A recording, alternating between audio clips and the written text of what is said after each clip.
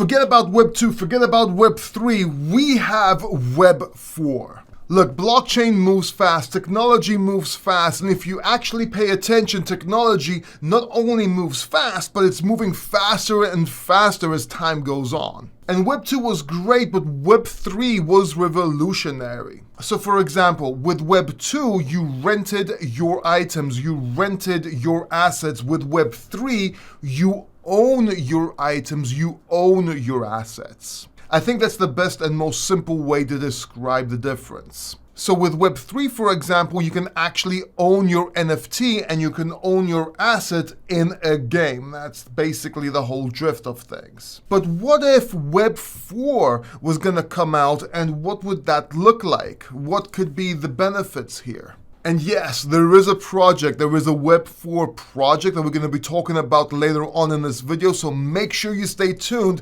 because you definitely don't want to miss this.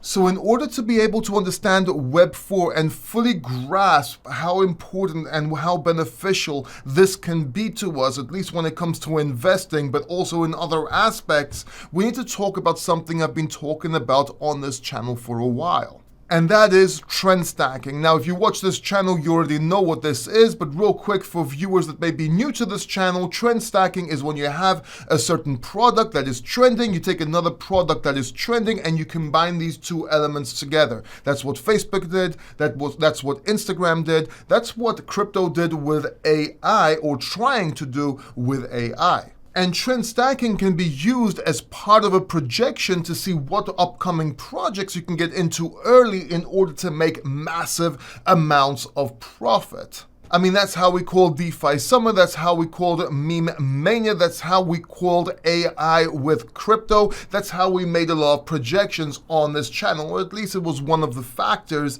that led us to make these projections. And yes, we made massive gains. But if Web 3 is ownership of your assets, what exactly is Web 4? What does Web 4 bring to the table? And the answer is AI, artificial intelligence. Now, to better understand this, let's talk about today's sponsor, Grape. And no, I'm not talking about the grapes that you eat, as much as we love them. I'm actually quite fond of them myself. I'm talking about Grape, the project, which we'll talk about right now. Let me go get some grapes. So Grape is the very first Web 4 infrastructure for a decentralized internet, and they have this really cool MetaMask effect where you move your mouse and it just moves along with you. It's pretty cool, huh? So basically what Grape does is combine two solutions based on DAG and AI to power virtual worlds and dApps, or decentralized applications. If you don't understand what that means, don't worry, we'll get to that. Bear with me. And basically, Grape's two proprietary technologies, Vine and An, will improve the adoption of Web 3 and push it to the next level of Web 4. So let's start with Vine. What is Vine? Well, Vine formulates the transaction tree without hitting the linear limitations or bottlenecks. Did you understand what that means? No, probably not, but let's try and explain this. So Vine is based on DAG, which means direct acyclic graph.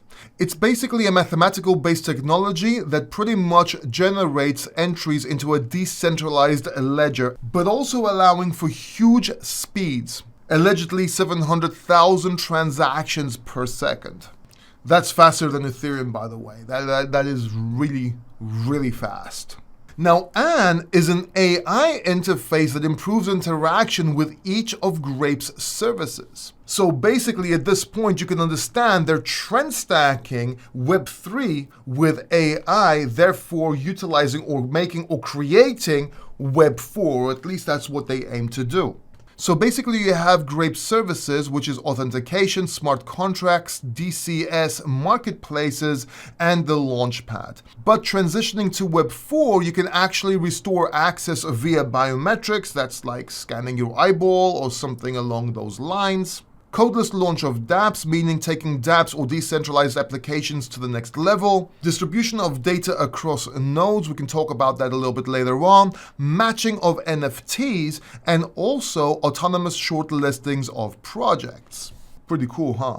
Okay, so let's dive in a little bit more. So Grape's platform allows the launch of any Web3 decentralized applications. And all this will make real decentralization possible to the ecosystem, from wallet login to data storage. So you have the launchpad, you have the smart contracts, you have biometric user access, which is pretty hyped up right now in AI, you have the decentralized exchange, you have an AI-based interface, marketplace, quantum-resistant encryption, decentralized cloud storage, meaning anybody that has a node in this can actually have decentralized cloud storage, meaning you don't need to use something like Filecoin, you actually have your own, and interoperable NFTs, standard transfer, meaning you can actually use an NFT on multiple platforms, allowing for these NFTs to actually be used in gaming, as everyone's talking about or everybody aims to do in the future, which is a huge use case, which I'm really excited about.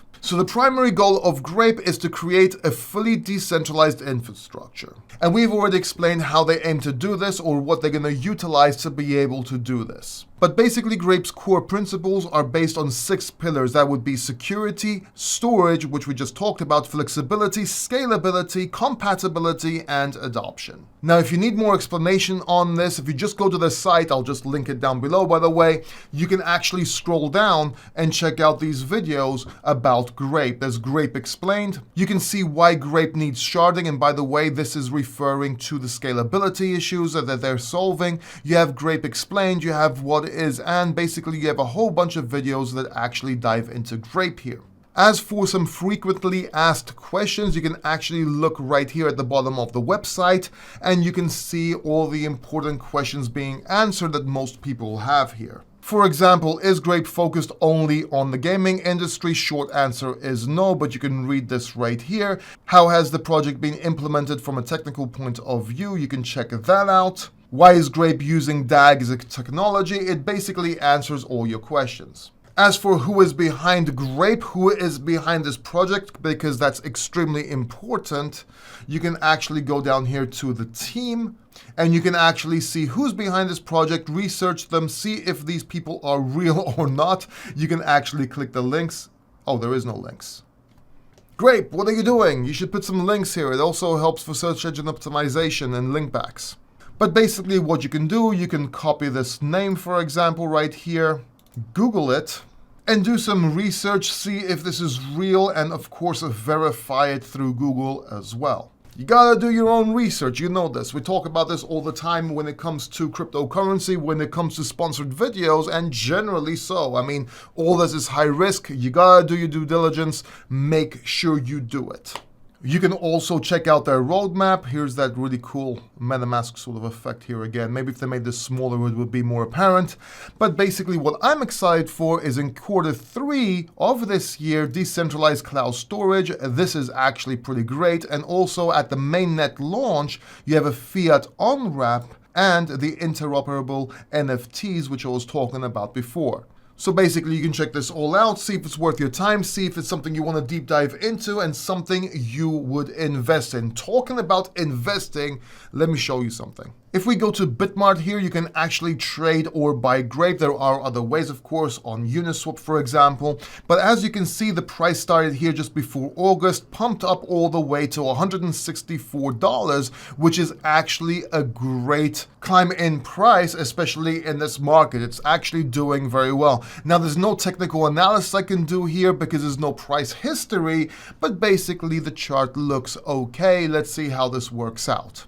I would assume in the next AI pump, and as marketing and the markets move forward for this project and in general, the price should react. If it reacts on the upside, that's great. If it reacts on the downside, hey, that's always a risk factor you need to have in mind. Now, would I personally buy this project? Would I invest in this project? And the honest answer is yes, with a small amount of money at first and see how it goes. Will I bet the farm on this? No, of course not. I don't think it's time yet, but a small anti-FOMO bag, even of a couple of $100, will go a long way. So you can also start watching and paying attention to the project and then maybe get in on dips if you feel that this project has a lot higher to go. Also, getting in on a small amount will protect you in case things go south. Of course, you have to deep dive and do your own research. I haven't done that quite yet. I do like the project. I like the risk-reward ratio.